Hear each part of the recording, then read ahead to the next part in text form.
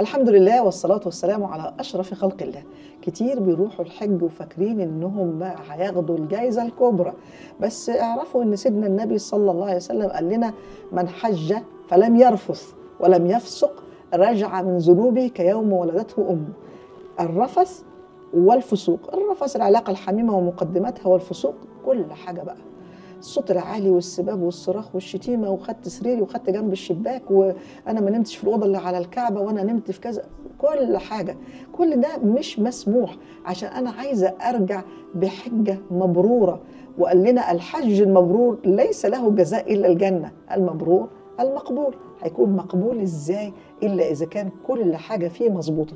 طيب، ونقعد جوانا نقول: طيب والله بس لما اخلص العمره، طيب لما اخلص الاحرام بتاعي. طبعا ده كلام مش مظبوط، لان احنا هناك بيحصل الاتي: ربنا بيقول النية اللي جوانا دي انا بحاسبكم عليها هناك. يقول سبحانه: ومن يرد فيه بإلحاد بظلم نذقه من عذاب أليم. يعني اللي هشيل جوايا حاجة لأي حد ربنا هيحاسبني عليه. معقول؟ ده اسمه حديث النفس، ربنا هيحاسبنا عليه هناك. الإرادة دي جزء خفي من النية، وبالتالي كل حاجة هنضمرها جوانا من الشر هنتحاسب عليه.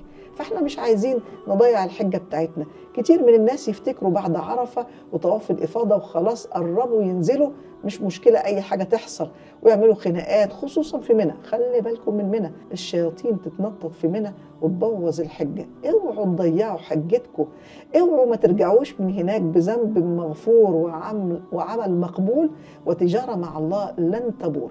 اوعوا من هناك ما ترجعوش بصفحة بيضة نقية مقبولة ونقطة ومن أول السطر.